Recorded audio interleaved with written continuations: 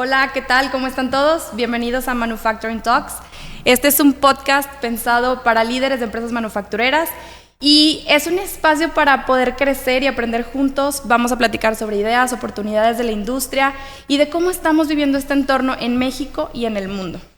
Mi nombre es Cecilia Vargas, voy a ser su host y soy directora de Mercadotecnia de Trade Show Consulting. Así que estoy muy contenta de estar aquí en nuestro primer episodio y le quiero dar la bienvenida a Francisco Gutiérrez. Bienvenido, muchas gracias por estar el día de hoy aquí. No, muchas gracias a ustedes por la invitación. Me siento muy honrado por ser su primer invitado y estoy seguro que van a ser muchos más. Sí, claro que sí.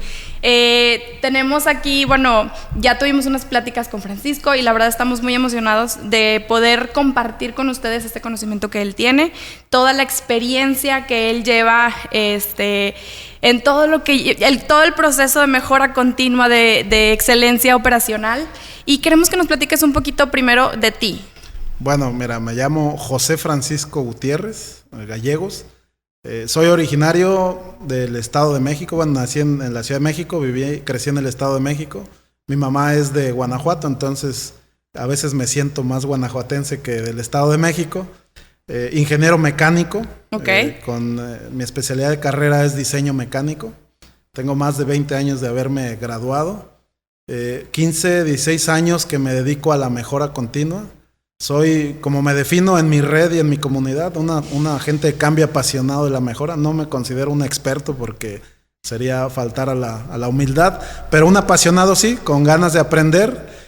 Tengo experiencia en la ejecución de la herramienta, inclusive he tenido la oportunidad de hacer eventos Kaizen, que es una de las metodologías, en China, en Alemania, en Puerto Rico, un Hoshinkanri en Bulgaria y en Estados Unidos, en muchos lados, y aquí en México también.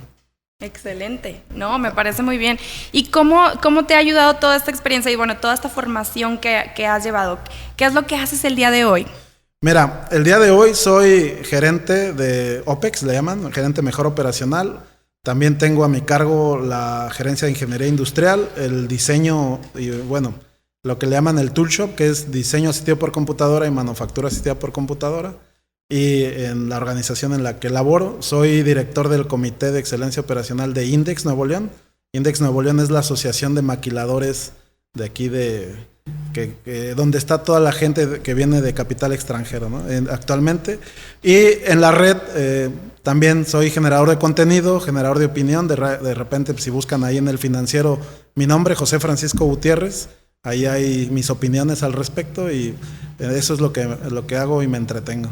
Excelente, me encanta que todo lo que haces adicional a tu trabajo sí, del día a día, tratas mucho de mejorar en todos los entornos, en sí, todas las personas que te rodean y eso me gusta muchísimo. Lo que buscamos aquí también es inspirar, entonces es buenísimo lo que estás haciendo y pues más allá de todo este trabajo que haces para incluir a más ingenieros a este mundo de la manufactura, platícanos un poquito de qué es excelencia operacional.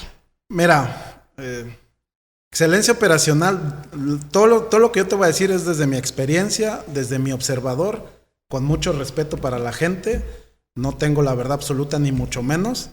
Entonces te voy a hablar desde el observador de Francisco Gutiérrez, desde la experiencia de Francisco Gutiérrez. Y la excelencia operacional, como su nombre lo dice, es ser excelentes en la operación. Pero hay una definición que me gusta mucho de excelencia, que es la que yo le comparto a toda la gente con la que trabajo y con la que te tocamos estos temas. Excelencia, desde mi observador, desde mi definición sencilla, es exceder lo que esperan de ti con los recursos que tienes. Entonces, excelencia operacional tiene que ver en que hagas las cosas siempre excediendo las expectativas del cliente con los recursos que tienes. Cuando a ti te dan más recursos, pues ya no estás excediendo. Obviamente te dan más recursos, sube tu ventana. Entonces, la excelencia se da cuando logras exceder la expectativa de tu cliente. Ok. ¿Y por qué sería importante para una organización buscar esta excelencia operacional? O sea, ¿qué es lo que gana? Obviamente, pues por simple decirlo, sí, es algo bueno para todos, pero ¿cuáles son como beneficios muy tangibles para una empresa de decir, oye, yo estoy enfocado en que mis empleados alcancen esta excelencia? ¿Qué gano? ¿Qué gano como empresa? Las empresas tienen un propósito al final del día que es ser rentables. No hay empresa que no tenga el propósito de darle la rentabilidad y las ganancias a sus patrones, por decirlo de alguna manera. Cuando tú estás dentro del tema de la excelencia, lo que buscas es ser rentable. Cumplir las expectativas del cliente, cumplirle a tiempo, exceder, como te digo, exceder esas expectativas. ¿Para qué? Para tener rentabilidad, bajar costos, ser competitivo y a través de esa combinación tener mayor inversión, ¿no? En el caso de la maquila, que es donde me desarrollo yo, pues si tú tienes costos competitivos, eres productivo, pues el capital extranjero va a querer invertir, ¿no? Entonces, al final del día, la excelencia tiene que ver con generar recursos, pero ese es el propósito material técnico. Pero también hay un propósito de generar ambientes de trabajo favorables, en donde la gente quiera trabajar contigo y no se quiera ir, ¿no? Entonces, creo que al final del día, para eso está esta disciplina. O sea, tú dirías que no es tanto como algo que se hace, sino es como un tema cultural. Bueno, tocas un tema muy importante. La cultura en las organizaciones a través de la excelencia operacional es la base de generar iniciativas que se sostengan y que sean sustentables, o sea, que sean desde el interior para el interior y no necesiten del exterior. Entonces, la excelencia operacional solamente se es sostenible cuando está soportada por una cultura. Habrá mucha gente y hay muchos debates que te dicen que la estrategia, muchos elementos técnicos, cuando en realidad lo que necesitas es cultura. Estas herramientas vienen de Japón. En Japón, el caso más sonado, más exitoso, y de hecho el que todos perseguimos es el de Toyota. Pero lo que no te dicen los estudiosos de ese Toyota Production System o de esa metodología es que en Japón no les enseñan cultura. Ellos ya tienen la cultura. Ya lo traen. Los japoneses históricamente son una cultura de disciplina, de honestidad, de honor. Y entonces cuando ellos tienen sistemas, pues ¿qué pasa? Están soportados por su cultura. Yo no quiero decir por eso que nosotros como mexicanos, como latinos, no estoy diciendo que sea mejor o peor. Lo que te estoy diciendo es que cuando traemos esas iniciativas de Japón, si no le das el ingrediente de cultura, simplemente estás copiando la herramienta, pero cuando estás en modo herramienta tienes lo que llaman subidones de azúcar, sube, baja, pero no se sostiene. Claro. Entonces, la cultura es el ingrediente secreto para que cualquier iniciativa de mejora continua se sostenga. Claro. Y sí, bien lo dices, los japoneses tienen su cultura, yo creo que desde pequeños empiezan creciendo viviéndolo todo el tiempo, desde sus hogares, en sus trabajos. Entonces sí es un gran reto vivir esta cultura como mexicanos, pero no porque no la tengamos, sino porque la vamos aprendiendo. Entonces, que las empresas tengan este chip de tener esta excelencia operacional y de transmitirlo y permearlo a sus empleados es algo que todos como empresas de manufactura debemos perseguir. Sí, en este ambiente la gente que se dedica a la mejora, nuestros mayores detractores son los financieros, ¿no? Los financieros dicen, no, la mejora operacional pues no me da el ahorro que dice, porque por un lado ahorra, pero por el otro lado gasta. Pero toda esta gente que aplica la herramienta, pero sin meter el ingrediente de la cultura y obviamente el ingrediente de los comportamientos, no es sostenible. Y entonces le das la vuelta a otra iniciativa o a otro proyecto y se te cae. Y entonces ahí donde la gente que nos dedicamos a esto perdemos credibilidad. Pero tú como agente de cambio, cuando entiendes el concepto de meter la cultura, los comportamientos a tus iniciativas de mejora, ya no se caen, ya son sostenibles y los ahorros son demostrables. Y entonces cuando empiezas a demostrar que al final del día el propósito es ser rentable, lo estás cumpliendo, y también estás colaborando con la parte humana de generar ambientes de trabajo favorables, pues ese es el círculo virtuoso que los que nos dedicamos a esto es lo que buscamos, ¿no? Claro, muy bien. Platícame un poquito de cuáles son las facetas, o sea, que se viven cuando estás ya como tratando de implementar esta cultura. Mira, es un tema muy apasionante. No te comenté al inicio que yo soy Shingo alumni o alumni, como le dicen, del modelo de Shingo, este modelo es un modelo que lo estudia a Shingeo Shingo, un japonés, que es reconocido como el padre del SMED. Claro. Y esta metodología tiene 30 años en la Universidad de Utah. Yo tengo los 6 workshops que le llaman, por eso soy graduado de ese modelo. Y este modelo está enfocado es un modelo de liderazgo para lograr la excelencia operacional sostenible a través de la cultura, ¿no? Pero desde ese observador te voy a hablar. Claro. Porque la gente más tradicional te dirá Toyota y Toyota Production System. Yo te estoy hablando desde el modelo de Shingo. El modelo de Shingo nos enseña que las etapas del cambio cultural y que cuando yo tengo la oportunidad de platicar con amigos o visitar inclusive sus organizaciones, la etapa es iniciativas aisladas para lograr resultados, ¿no? Entonces, de manera aislada, cada quien está haciendo actividades, no viene cascadeado desde una alineación tipo Hoshinkanri, pero estás haciendo, entonces logras resultados, pero así como lo das, se cae porque están aislados. Cuando las organizaciones ya empiezan a crear sus departamentos de mejora, el primer modo donde empieza se llama modo herramienta. Ahorita te voy a dar un ejemplo de cómo medirlo, ¿no?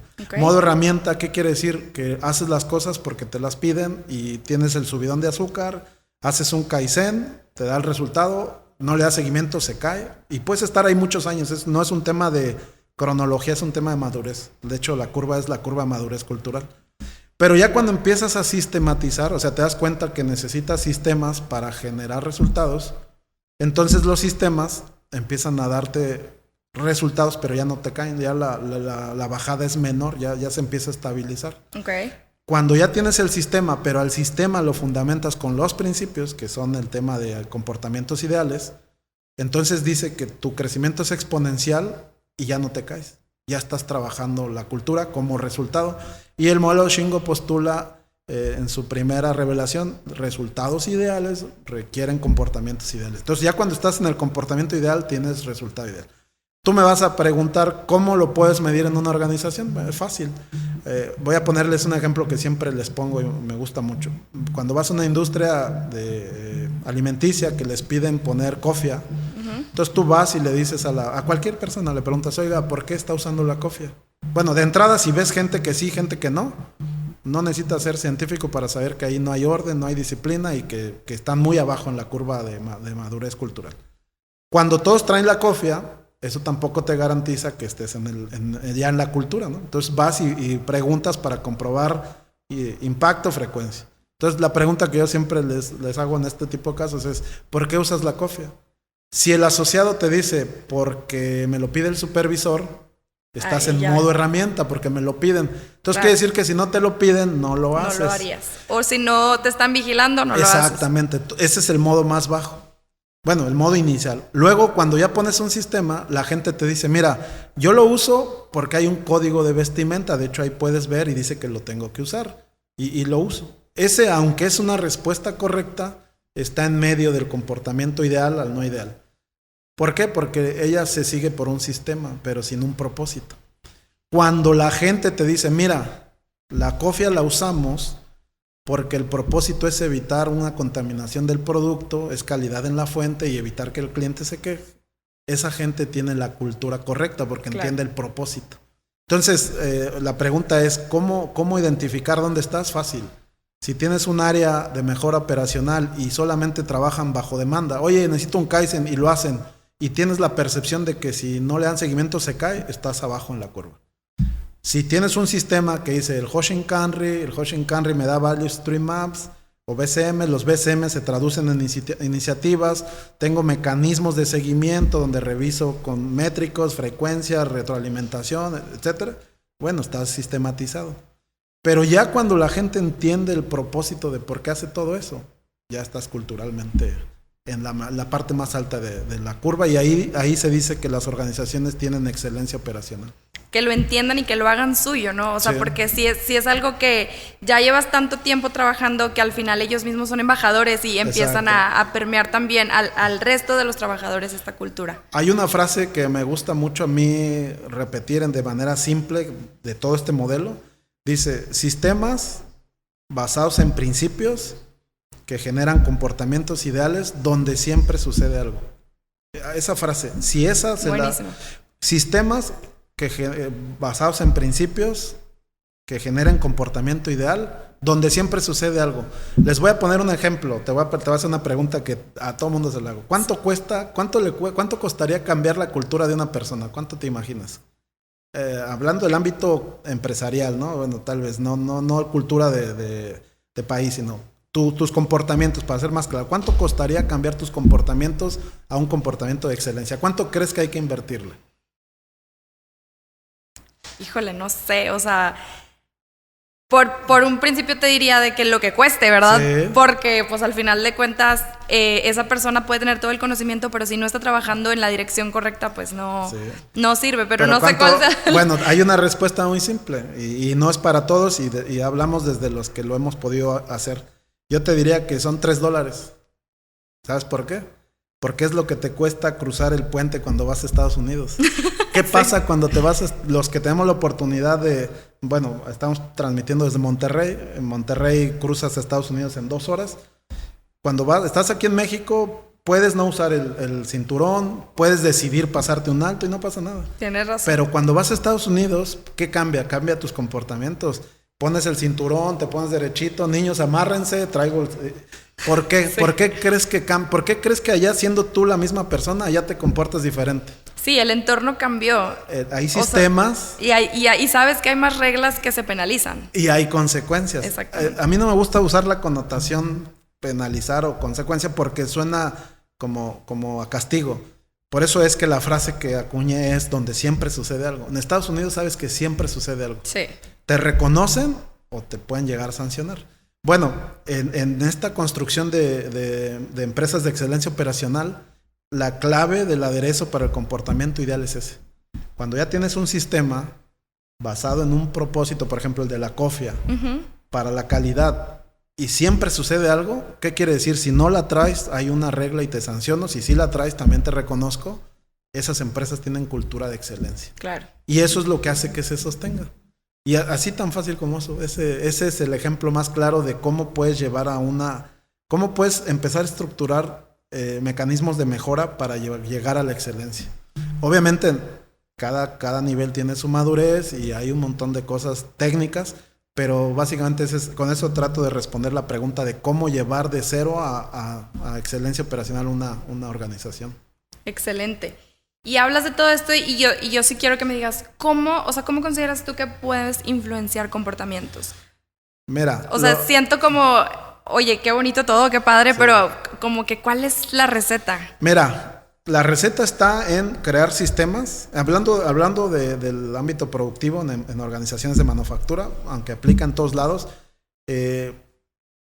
¿Cuál es la receta? Generar sistemas basados en un propósito que le dé seguimiento y que tenga consecuencias. Te voy a poner un ejemplo. Okay. Ahí en la organización donde yo laboro, ahorita con el tema de la sana distancia y que la gente tiene que salir y tenemos que desalojar turnos con 500 personas en una sola puerta, pues todas las reglas de salud, ahí era el punto más débil. Entonces, ¿qué hicimos? Bueno, ¿qué hizo la organización en general? Formamos a la gente con una regla, ese es un sistema, pusimos semáforos con una secuencia en tiempo y con un balanceo. Okay. Y entonces ese sistema le dice a la gente quién se tiene que mover y pusimos marcas de sana distancia. Entonces ese sistema cambia el comportamiento de salir todos rápido y juntarnos, y al inicio de la pandemia que sabíamos que no teníamos que tener ese aglomeramiento. Ese sistema cambia el comportamiento de la gente que sabe que se tiene que formar, sabe que tiene que moverse al semáforo y sabe que tiene que respetar las líneas. ¿Y qué crees? En 10 minutos desalojamos 500 personas con sana distancia, sin ninguna incidencia y cubriendo el propósito de la salud. Así es como se construyen los sistemas que generan comportamientos ideales. Después del paso del tiempo, la gente agarra el hábito y ya se hace cultura. ¿Y cuánto tiempo dices? Es el paso del tiempo, pero ¿cuánto tiempo dices? Este es el tiempo ideal para yo poder construir este sistema nuevo o este proyecto. Varía por proyecto, me imagino, pero sí. Nosotros como departamento nos tardamos 3 meses en construir un sistema. Ok. ¿Por qué 3 meses? Porque son áreas de diferentes, son gentes de diferentes departamentos. Todos opinan, se construye bajo 5 elementos los sistemas, que es, 6, dueño del proceso, procedimiento escrito, flujo escrito, frecuencia de revisión, métricos de revisión, retroalimentación y registro. Entonces, nos toma 3 meses, pero una vez que nos toma 3 meses, lo implementamos y dejamos que rampie. Pero cuando los sistemas están bien hechos, el comportamiento cambia inmediatamente. Y luego si aplicas el que siempre sucede algo, ya no tienes que, o sea, no es un tema de una semana para otra, cambia inmediatamente. Y ya después, bueno, te voy a decir otra y les voy a decir aquí a los amigos. Hay un sensei mío de temas de Shingo que se llama Abel Gómez, que le mando un saludo. Él nos ha enseñado que el 100% de las personas, cuando tú haces una iniciativa, el 80% te va a decir que sí. Un 20% te va a decir, no, explícame 2 veces, yo no quiero. Le explicas 2 veces, 15% te va a volver a decir que sí, te va a apoyar. Pero hay un 5% que no va a querer. Y esa es ley universal, que ese 5% no te va a apoyar. Pero ¿qué hacemos los líderes? Como este 5% a veces es de mucho liderazgo, hacemos los sistemas para 5% y no para 95%. Entonces, este 5% se tiene que empezar a mover de la organización, porque son gente que no está afín a tu visión y a tu misión y no quieren participar. Y entonces tú tienes que saber que cuando implementas algo, 80% son, como la curva de innovación, son adaptadores tempranos. Okay. 15% tienes que darles doble, pero hay un 5% que no va a querer. Ese 5% es el que vive la consecuencia negativa, por decirlo de alguna manera. Pueden perder el trabajo, o los mueves de área, o simplemente se van solitos porque empiezan a separarse de su visión. O empiezan a arrastrar a gente también. Sí, pero ese es el éxito. Entonces, claro. ¿Cuántos son 3 meses de construcción? Y a veces entre implementar, estabilizar, te puede tomar otro par de meses. Pero en el momento que estás trabajando, estás desarrollando gente, en el momento que implementas, estás cambiando el comportamiento. Y ya después esta jornada nunca acabar, ¿no? Yo te puedo decir que todos los sistemas de este tipo los puedes estar revisitando y algo le vas a corregir porque siempre hay oportunidad. Claro. Oye, bueno, después de toda esta plática, en toda la experiencia que has tenido, cuéntame cuál ha sido el mayor reto. O sea, que digas, híjole, esto sí me costó, o el mayor reto como en general que tú enfrentas al estar haciendo este trabajo tan valioso. Mira, hay varios retos. El primero es cómo explicar todo esto de manera simple, en donde un asociado lo entienda y lo viva. Otro es romper el paradigma de los procesos mentales o estructuras mentales que tenemos, ¿no? Es que siempre lo he hecho así. El paradigma de por qué cambiar si estamos bien. Oye, pero ¿por qué dices que hay que trabajar la cultura? Pues haz el proyecto y ya, ¿para qué nos metemos en temas más soft, ¿no? Ese creo que ha sido el mayor reto. A mí uno de mis mayores orgullos, por decirlo de alguna manera, es yo tengo contacto con este modelo de Shingo en el 2010. Y luego en el 2015, 2016 y hasta la fecha. O sea, básicamente tengo 11 años estudiando el modelo. En la organización donde estoy hace 8 años era el único loco que decía el modelo Shingo dice, el modelo de Shingo dice, y pues y su modelo, ¿no? Pero a base de pura tenacidad y trabajo, resultados y mostrar, el staff está entrenado, la mayoría del staff está entrenado como Shingo Alumni. Y ya tenemos esta mentalidad de liderazgo con enfoque a la gente, a sistemas, a principios. Y estoy seguro, el modelo Shingo, hay un premio que se llama Shingo Prize, que es como el premio Nobel de la excelencia. Okay. Estoy seguro que muy pronto lo vamos a ganar por ser una planta de excelencia. Pero ese ha sido mi mayor reto. La gente a veces, los agentes de cambio de este tipo se desesperan muy rápido. Quieren resultados rápido, quieren cambiar la cultura rápido, quieren dar ahorro rápido. Y aquí no funciona. Aquí la frase es sin prisa, pero sin pausa. Y darle, es constancia. Creo que ese es el mayor reto que he tenido. Cambiar la mentalidad y la paciencia necesaria para cambiar la mentalidad.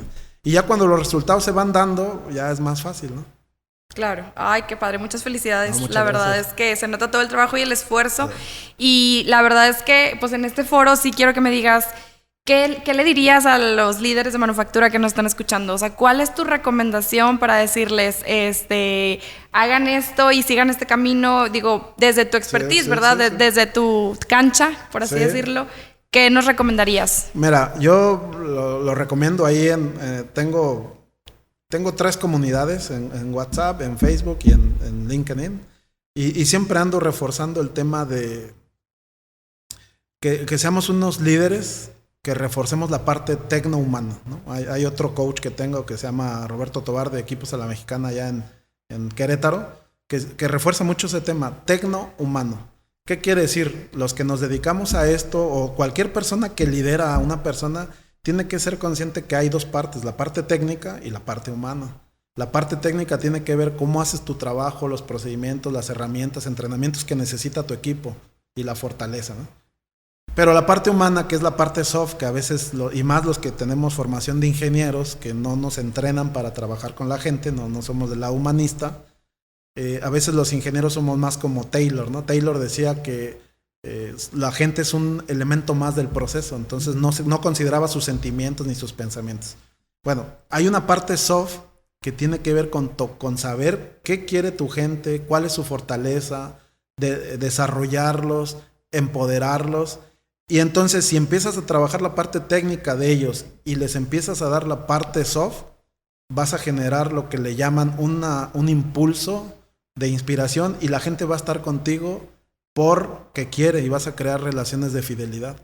Y esa gente no rota. Por ahí uno de los beneficios de implementar mejor operacional es, un tangible es, baja la rotación y baja el ausentismo, porque generas ambientes de trabajo favorables, porque haces el trabajo técnico pero te enfocas a la persona. Hay una frase que me gusta mucho y se las comparto. La mejora, antes yo pensaba que la mejora era mejoro procesos para ser productivo. Ahora creo que le tengo que mejorar, lo que le llamo humanizar la mejora. Mejoro la experiencia de la persona, que mejora los procesos, que me da la productividad. Entonces todo tiene que ver con mejorarle la experiencia a la gente. Eso es lo que yo les recomiendo. Si tú eres líder, tienes a tu cargo gente, enfócate a la parte técnica de la posición, pero también enfócate a la parte humana de la posición. Debe haber un balance. Esa es mi humilde recomendación. Excelente, no, me parece muy bien. Y ahora hablando como de un entorno global, no solo en México estamos viviendo una pandemia, estamos viviendo una pandemia global y ya duró más de lo que planeábamos. ¿Cómo ha afectado esto a las organizaciones? O sea, desde tu punto de vista, que pues se han tenido que hacer muchos cambios, nos hemos tenido que adaptar 1, 2, 3, 4 veces y realmente es algo que va a continuar. Entonces, ¿cómo ves tú este aspecto?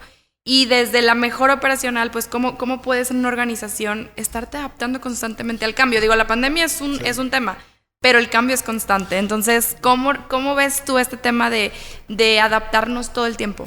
Mira, la gente, los que nos dedicamos a mejorar procesos debemos de tener una mentalidad de cambio. Y el ambiente laboral favorable dice que es la gente que se siente involucrada, a la gente que le das la oportunidad de tener autonomía de su trabajo y maestría. Esa gente es la que se motiva y la que crea relaciones a largo plazo. ¿Por qué te lo menciono? Porque con este entorno del COVID donde nos tuvimos que separar, la gente que no tiene este enfoque tronó. ¿Por qué? Porque la gente que está acostumbrada al micromanagement, imagínate la microadministrar desde el Zoom o desde sesiones.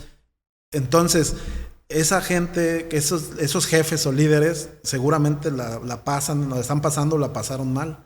Los agentes de cambio que entendemos que la gente tenemos que delegar, tenemos que empoderar, tenemos que desarrollar su habilidad de trabajar solo para que haga la maestría de su trabajo y autonomía, no batallamos. Y me incluyo. Yo tengo un equipo de trabajo, 4 áreas, y al momento que nos separamos trabajamos de la misma manera y creo que más eficiente. ¿Por qué? Porque nos pudimos conectar de mejor manera con más gente, ¿no? Entonces, yo hablo de lo que estoy viviendo. He hecho más relaciones de amistad ahorita con la pandemia que cuando no tenía la pandemia. Y una de los ejemplos es que estoy aquí, de que nos conectamos en la red. Entonces, yo le recomiendo a la gente a los líderes, principalmente que se den la oportunidad de darle a su gente la oportunidad de desarrollarse. Y tú darles un mecanismo para que lo hagan. Si logramos esa combinación, vamos a tener equipos de alto desempeño. Un equipo de alto desempeño es el grupo de personas donde cada quien complementa al otro desde su fortaleza. Entonces yo le digo al equipo, encontremos como líderes, tu trabajo es encontrar la vocación de la persona para que no tenga que trabajar más. Y entonces cuando juntas todas las vocaciones, cada quien desde su fortaleza y les das la oportunidad de desarrollar la maestría, pues ¿qué crees? Tienes un equipo de alto desempeño y ya tú como líder lo único que haces es dar recursos, romper barreras, marcar línea y aprender, porque al final de cuentas sigues aprendiendo. Todo. Entonces, esa sería mi recomendación. ¿Y cómo llegas al final a medirlo? O sea, hay cosas que son Sí. pues intangibles, ¿verdad? Pero hay cosas que sí. O sea, ¿qué parámetros se usan para decir el éxito o fracaso de cierto proyecto, por así Pues decirlo? mira, y eso es muy, muy buena pregunta. Cuando tú haces iniciativas de mejora, por hablar de la mejora, que es mi especialidad, la gente la tiene que sentir. La gente tiene que vivir la experiencia de que le mejoraste. Por ahí en la red tengo un video muy padre de una experiencia de una señora que yo llegué y como siempre llego a observar, primero antes de hacer cosas, observo y siempre pregunto y cómo va. Y esta señora me dijo, ¿usted qué me va a enseñar? Porque tengo 20 años haciéndolo. Dije, a ver, mire, yo no sé lo que hace y no vengo aquí para decirle cómo hacer, vengo aquí para ayudarle. Permítame observar y ver cómo le podemos arreglar la experiencia para que usted trabaje menos y pueda dar más piezas. Pues vamos a verlo, ¿no? Y sí, le hicimos una serie de movimientos muy sencillos, una herramienta que se llama Motion Counting, movimos unas mesas, hicimos cosas relativamente simples, porque déjame decirte que la mejora continua tiene que ver con la simpleza, no tiene que ver con inversiones, ¿no? Entonces hicimos algo simple, le bajamos la fatiga innecesaria, ella traía un rate de producción de, no sé, 10 piezas por hora, después de esto empezó a hacer 12 piezas por hora, 13 piezas por hora, pero sin fatiga. La volví a ver y fui y le dije, a ver señora, ¿cómo está? ¿Cómo le va? La señora con una sonrisa me dijo, muchas gracias, ya no me canso, ya saco más piezas. Le dije, ya ve, y necesito saber lo que usted hace, ¿no? Entonces, ese es el tangible. Si tú haces algo y la gente no lo vive, no lo siente y no te lo reconoce o te lo agradece, algo hiciste mal. Y por otro lado pues, está la parte del dinero, ¿va? Pues, la señora me agradeció y se puso muy contenta, pero ella empezó a hacer 2 o 3 piezas más por hora. Y eso también se traduce en productividad, porque Totalmente. una señora que hace 2 piezas por hora, en un día son 16, en 300 días laborables, ¿cuántas piezas? ¿Cuánto cuesta una pieza? Entonces ahí está también, hay que también saber justificar los ahorros, ¿no? Excelente, muy bien. Y bueno, platícame también un poquito antes de cerrar, ¿qué te motiva a ti como persona? ¿Cuál es tu motivación diaria? Dices, me levanto pensando en esto. Mira, el tema de la cultura, regresando a los 3 elementos de la cultura, son creencias, valores y comportamiento. Las creencias es lo que te enseñan en tu casa, tus experiencias. Tus valores son cómo interpretas las palabras en función de tus creencias, porque pasan por el filtro de las creencias, y eso rige tus comportamientos. Entonces yo mi cultura de ayuda, le digo a servicio auténtico, tiene que ver con los valores que me dieron en mi casa, los principios. Mi papá era una persona que era líder sindical y siempre y muchas veces me lo recalcó. Tú tienes que servir a la gente, porque su puesto era servir, ¿estás de acuerdo? Sí. Él servía a la gente. Entonces, él me enseñó a servir a la gente. Entonces, cuando empiezo en esta ruta de la mejora, me doy cuenta que la mejora me permite ayudar a la gente. ¿Y cómo me permite ayudar a la gente? Simple. Mi objetivo, mi motivación es, si yo le mejoro la experiencia de trabajo a la gente todos los días, estoy haciendo algo para ella. Y si la gente quiere regresar a trabajar, estoy ayudando a la organización para bajar la rotación y el ausentismo. Y complementando la frase de la excelencia es exceder positivamente con los recursos que tienes, involucrando a la gente.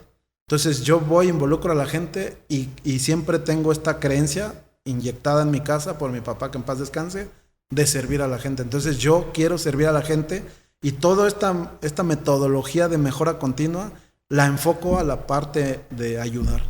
Y creo que si lo haces de esa manera, das los resultados que das. ¿Por qué? Porque la gente es la parte importante del proceso. Si una persona, te voy a dar otro ejemplo. Hicimos cambios de layout con un enfoque de productividad, porque pues, al final del día todo es productividad. A la gente le hemos quitado 8 kilómetros de caminata, 15 kilómetros de caminata, 200 kilos de cargar, no sé, cargar 1000 kilos. Y tú dices, bueno, ¿y cómo lo hace? Pues sí, es que como lo hace en un periodo de 8 horas, lo minimizas. Claro. Pero imagínate una señora que se va a su casa después de que tú le quitas 5 kilómetros de ir, venir, te lo agradece. Y entonces Totalmente. Tú estás... Y al final del día esa es mi aportación al mundo y creo que si hubiera más líderes de mejora operacional humanizando la mejora, tendríamos organizaciones más productivas, menos rotación, menos ausentismo, con más compromiso. Sí, no, de verdad te felicito porque estás cambiando el mundo, o sea, paso a pasito Sí. y con pequeños cambios. Sí. Y bueno, ahorita también compartiendo tu conocimiento, compartiendo tu experiencia, que la gente te vea, estás cambiando el mundo y eso es Sí. algo increíble. O sea, debemos de rodearnos de más seres humanos como tú, porque de verdad que eso es lo que buscamos, o sea, crecer juntos, Sí. hacer no solo bueno, la industria, pero también el país un lugar mejor, ¿no? Ah, Y claro. sentirnos felices de estar y bien orgullosos de ser mexicanos. No, de hecho, déjenme decirles, y no es presunción, pero he tenido la oportunidad de trabajar con alemanes, con americanos, con chinos y obviamente con mexicanos. Yo, en mi autodefinición patriótica de mexicanos, creo que somos los más creativos. Pues nos falta disciplina, nos falta estructura y nos falta trabajar en equipo. Entonces, si logramos creérnosla, trabajar en equipo, estructurarnos y ser un poquito más disciplinados, porque nuestra cultura latina en general así es, pero si logramos ser disciplinados y constantes, no hombre, los alemanes, los americanos y los chinos nos van a quedar cortos porque somos muy creativos nosotros. ¿Por qué? Porque con menos recursos hacemos más cosas. Claro, y el potencial es enorme. O sea, la gente lo sabe, nada más como tú dices, disciplina y sobre todo dar ese extra siempre, ¿no? Sí. Como que en la empresa también mucha gente, no, pues vengo a trabajar en mi horario y vengo como que, no, o sea, como dar siempre ese extra y trabajar con gusto. Tú comentabas hace un momento, oye, la gente deja de trabajar. Pues sí, porque empieza a pues hacer lo que le gusta, empieza a amar su trabajo tanto que pues vas con una mejor actitud, te quedas más tiempo sin que te pese y a veces no tienes que quedarte más tiempo porque eres más efectivo. Exactamente. Entonces... Sí, yo le repito, estoy dando un mentorado de estos conceptos, por ahí está en la red en mi canal, y yo le digo a los líderes, ¿no? La responsabilidad de ustedes es construir creencias que empoderen a su equipo, que los lleven a la excelencia. Quitarnos y reinventarnos todas esas creencias que nos limitan, ¿no? Por ejemplo, te comparto otro caso, ¿no? Mi mamá me dice, oye hijo, es que yo no sé. Le digo, mamá, cámbialo, aún, yo no sé aún. El aún te implica que vas a aprender y quieres, ¿verdad? Claro. Entonces, la cultura se compone de creencias, valores y comportamientos. Las creencias influyen cómo interpretas los valores y estas dos influyen tus comportamientos. Si tú como líder quieres hacer un cambio en tu departamento, dice, cambia tú y cambiarás al mundo. Dice Mahatma Gandhi, sé el cambio que quieres ver en el mundo. Empieza por ti, reinventa tus creencias, transmítela a tu gente y vas a ver la magia. Yo estoy, todos los días quiero ir a trabajar, todos los días quiero hacer lo que hago, porque todos los días es una oportunidad de ver ese cambio en el mundo, pero cambiando yo, ¿no? Yo no quiero cambiar a los demás, yo cambio yo para influir a los demás. Qué increíble, de verdad que muchas gracias por inspirarnos, gracias por este testimonio. No sé si quieras compartirnos tus canales para también que puedan seguirte y continuar aprendiendo de ti. No, pues que yo más allá de aprender de mí, yo aprendo de todos y tengo una creencia, hablando de creencias, que el que comparte aprende, entonces por eso siempre ando compartiendo. Y en la red me pueden encontrar como Francisco Gutiérrez Coach.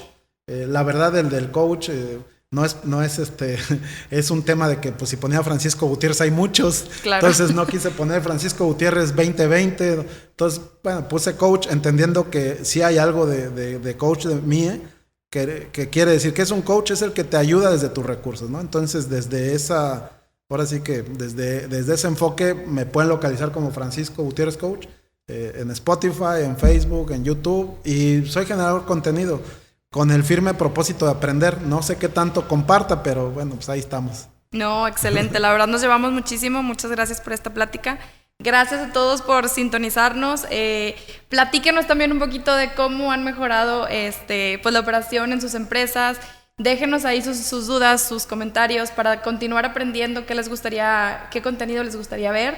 Y pues bueno, muchas gracias por estar aquí sintonizándonos. Esto es Manufacturing Talks México y hasta la próxima. Muchas gracias, Francisco. No, muchas gracias a la invitación. Gracias por estar aquí. Y suscríbanse, denle like aquí a todo lo que van a estar haciendo, porque estoy seguro que van a invitar a gente que quiere cambiar el mundo. Al final del día, como decimos, ¿no? Pues hay que cambiar a México para después cambiar el mundo. Así es. Muchas gracias. Gracias a ti. Buen día.